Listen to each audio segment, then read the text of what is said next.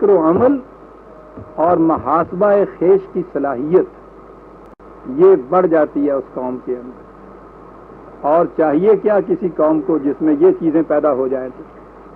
تو اس کے برعکس جو قوم اپنے مرد اور عورتوں کو آزاد چھوڑ دے کہ وہ جنسی خواہشات کی تسکین جس طرح جی چاہے کر لیں، ان میں فکر و عمل کی قوتیں مفقود ہو جاتی ہیں.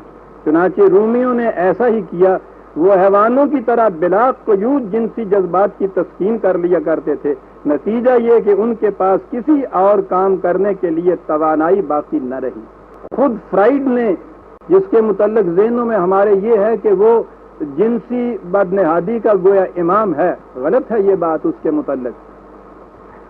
خود اس نے بھی یہ چیز کہی ہے، یہ جو اس نے کہا ہے نا کہ اگر ادھر کنٹرول کیا جائے تو اتنی توانائیاں اور قوتیں بڑھ جاتی ہیں کہ ان کو پھر فکر و عمل اور محاسبہ خیش کی طرف منتقل کیا جاتا ہے. یہ فرائیڈ نے دیا ہے نظریہ، اس کو وہ سبلائمیشن کہتا ہے. کسی قسم کی زائد قوت کو کسی دوسری طرف کنورٹ کر دینا، کسی اس کا دھارا موڑ دینا تاکہ وہ دوسرے شعبوں کے اندر اس قسم کے کام کر سکے. تو اس نے انون نے بھی یہ چیز اپنے ان تحقیقات کے بعد وہ اس نتیجے پہ پہنچا ہے کہ ہم نے یہ چیزیں اس طرح سے دیکھی. اس نے اپنی کتاب میں ضمناً خود مسلمانوں کا بھی ذکر کیا ہے، عربوں کا ذکر کیا ہے، اور وہ جو اسلام لانے کے بعد انہی عربوں کے اندر جو خصوصیات پیدا ہوئی ہیں اور جس کی وجہ سے اس نے کہا ہے کہ وہ ایران اور روما جیسی سلطنتوں کے اوپر یوں چھا گئے. وہ کہتا ہے کہ میں چونکہ دیگر شعبے جو زندگی کے ہیں ان کا طالب علم نہیں ہوں، میں انہیں تو ٹچ نہیں کرتا. میں صرف اپنے شعبے کے متعلق یہ کہنا چاہتا ہوں کہ عربوں کے ہاں اسلام سے پہلے کی زندگی جو تھی اس میں یہ جنسی اختلاط کی آزادیاں بہت زیادہ تھیں. اگرچہ طریقے وہ تھے کہ جو سوسائٹی نے اپنے ہاں مقبول قرار دے دیے تھے، لیکن بہرحال وہ جنسی اختلاط کی بے باکانہ آزادیاں ہی تھیں. اور میں ابھی عرض کروں گا کہ یہ فرق کیا کرتا ہے دونوں میں. یہ جسے ہم کہتے ہیں نا کہ وہ صاحب نکاح کر کے پھر جائز قرار دے دیا، وہ کہتا ہے اس خود فریبی سے کام نہیں چلتا. یہ شخص کہتا ہے، میں بھی عرض کروں گا وہ کیا کہتا ہے. تو اس نے کہا یہ ہے کہ سب سے بڑی چیز جو اسلام نے یہ کی، ان کی جنسی آزادیوں پہ پابندیاں لگائیں. اور دائیں اور بائیں یہ جو دونوں قومیں تھیں، ایرانی اور رومنز، ان کے ہاں یہ آزادیاں اور بدنہادیاں چلی آ رہی تھیں اور انہوں نے اپنے ہاں کوئی پابندی لگائی نہیں تھی. کہتا ہے دیگر عناصر کے علاوہ یہ ایک بنیادی چیز تھی اس قوم میں کہ جس کی وجہ سے یہ ان قوموں کے اوپر چھا گئی. اور اس نے کہا ہے کہ جب تک یہ چیز رہی ان کے اندر، دنیا کا کوئی تمدن ان کا مقابلہ نہیں کر سکا. اور اس کے بعد انہوں نے، یہ اگلی ٹرم ہے اس کی، اس طرح سے بات کو صاف کر جاتے ہیں. اس کے بعد اس نے کہا کہ میں اس سے گفتگو نہیں کروں گا، شادیاں کتنی جائز ہیں، لونڈیاں کتنی رکھتے ہو، کیا صورت پیدا کرتے ہو. اس نے کہا ہے مواقع کتنے ہوتے ہیں آپ کو جنسی خواہش کی تسکین کے، مواقع کے اوپر یہ دار و مدار ہے اس چیز کا. اور کم از کم مواقع کی شکل یہ ہے کہ ایک بیوی اور ایک میاں عمر بھر کے لیے عہد کرے. مواقع، بڑی عجیب بات کہی ہے اس نے. اب یہ جو چیز ہمارے ہاں ہے نا کہ 4 تک بیویاں، وہ جسے ہم جائز کہتے ہیں، اور اس کے بعد بے شمار لونڈیاں. اس نے ایک واقعہ دیا ہے، کیا یہ جو چیز ہے میں نے جو کہا ہے کہ ایک وقت میں ایک بیوی، کہتا ہے اس کو بھی دیکھیے کس طرح سے ابیوز کیا جاتا ہے. جس قوم میں اس قسم کے وہ کہتا ہے قوانین یا معاشرے کے ضوابط آ جائے، وہ مواقع پیدا کیسے کرتے ہیں. اس نے اپنی تحقیق میں کہا ہے کہ ایک ترک ہم نے دیکھا، ساری عمر اس کی ایک بیوی رہی، لیکن تحقیق کے بعد معلوم ہوا کہ اس نے قریباً 40 مرتبہ طلاق دے دے کے اور بیویاں بدلی تھی. کہتا سوال یہ بھی نہیں، یہ پابندی جو وہ کہتا ہے کہ بنیادی پابندی یہ ہے، ایک بیوی ایک میاں یہ اپنے ساتھ عہد کر لیں کہ ہم زندگی اس طرح سے نبھائیں.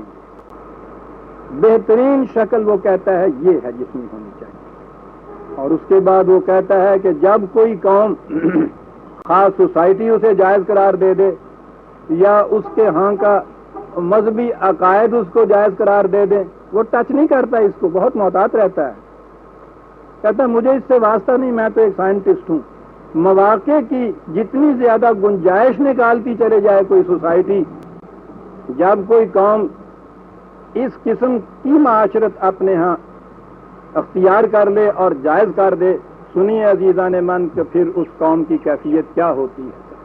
کہتا ہے اس قوم میں علم و بصیرت کی قوت تو ہوتی ہے لیکن وہ اپنے معاملات میں اس سے رہنمائی حاصل نہیں کرتی. لہم قلوب لا یفقہون بہا، صلاحیت ہوتی ہے، رہنمائی حاصل نہیں کرتی. وہ واقعات کے اسباب و علل یعنی کازز کے متعلق کبھی تحقیق نہیں کرتی، جو کچھ ہوتا ہے اسے اسی طرح تسلیم کرتی چلی جاتی. میں پڑھتا ہوں، آپ غور کیجئے کہ یہ کس قوم کی داستان بیان کر رہا ہے. یہ زندگی سے متعلق تمام معاملات کے بارے میں ان کی بندی بدھائی رائے ہوتی ہے جس کے مطابق وہ اسلاف سے اخلاف تک چلتے چلے جاتے ہیں، تقلید کے بندنوں میں جکڑے ہوئے. جو ہوتا ہے یہ ہوتا رہے گا، نہ کھڑے ہو کے کازز اسباب و علل پہ غور کرنا، نہ عقل و فکر کی صلاحیتیں رکھنے کے باوجود ان سے کام لینا. ہر وہ غیر معمولی واقعہ جو ان کی سمجھ میں نہ آئے وہ فوراً کسی غیر عجیب و غریب قوت کی طرف منسوب کر کے اسے کرامات قرار دے دیتے. آپ دیکھتے ہیں بات جنسی آزادیوں کی ہو رہی ہے اور نتائج کیا مرتب ہو رہے ہیں اس قوم کے. کبھی درخت، اور اس قوت کا مذہب کبھی پتھروں کو سمجھا جاتا ہے، کبھی درختوں کو، کبھی ایسے حیوانات کو جو انہیں مہیر العقول نظر آئے، اور کبھی دیگر ایسی اشیاء کو جن کی ماہیت ان کی سمجھ میں نہ آئے. جس شخص کی پیدائش یا زندگی میں انہیں کوئی غیر معمولی بات نظر آئے وہ سمجھ لیتے ہیں کہ وہ مقدس ترین ہستی ہے، حتیٰ کہ اس کی موت کے بعد بھی اس کی پرستش جاری رہتی. جنسی آزادیوں کے اثرات بٹھائیے اپنے ہاں کمیشن آپ انکوائریوں کی. ضرورت کیا ہے بٹھانے کی؟ صورت بدی حالم مپرس. حیرت ہوتی ہے کہ اس 20ویں صدی میں بھی اتنی توہم پرستیاں. وہ کہتا ہے پتھروں کو وہ مہیر العقول قوتوں کے مارم سمجھتے ہیں، چونے اور مٹی اور اینٹ کی ان قبروں کو آپ جو کچھ سمجھتے ہیں، پتھروں کو جو سمجھتے ہیں، پتھروں پہ جو نشان لگے ہوئے ہوتے ہیں انہیں جو کچھ آپ سمجھتے ہیں، درختوں کو جو کچھ آپ سمجھتے ہیں، مزاروں کے اوپر لگی ہوئی جالیوں کو جو کچھ آپ سمجھتے ہیں، مردوں کو جو کچھ آپ سمجھتے ہیں، یہ ایک ایک چیز کہتا چلا جاتا ہے تمہارے یہاں. کہتا ہے یہ اثر کیا ہے؟ یہ جو آپ نے اپنے ہاں جائز طریقے قرار دے لیے ہیں جنسی اختلاط کے مواقع کو زیادہ سے زیادہ کرنے کے. اس کے بعد ڈاکٹر انون نے ان توہم پرستیوں کی تفصیل بتائی ہے جو نظر نیاز، گنڈا تویز، اکابر پرستی، قبر پرستی کی صورت میں ایسی قوموں سے ظہور میں آتا ہے.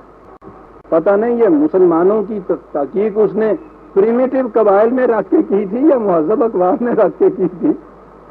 بہرحال اس نے تو ساری دنیا کی اقوام کا محاسبہ کیا تھا.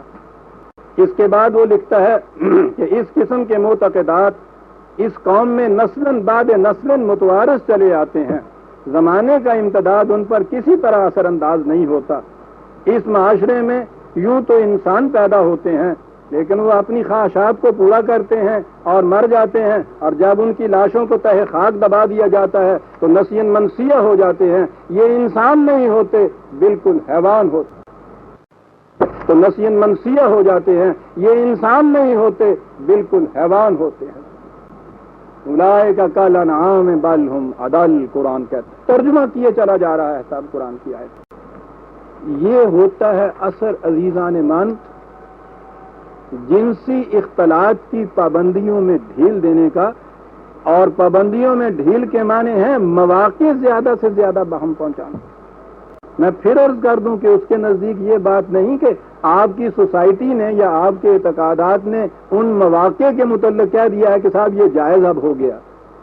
پابندی کی ایک ہی شکل وہ یہ کہتا ہے کہ وہ مونوگیمی کی صورت، ایک میاں ایک بیوی عہد استوار کیا ہوا ہو اس نے، اور اس کے بعد آخر میں وہ یہ کہتا ہے، اور یہ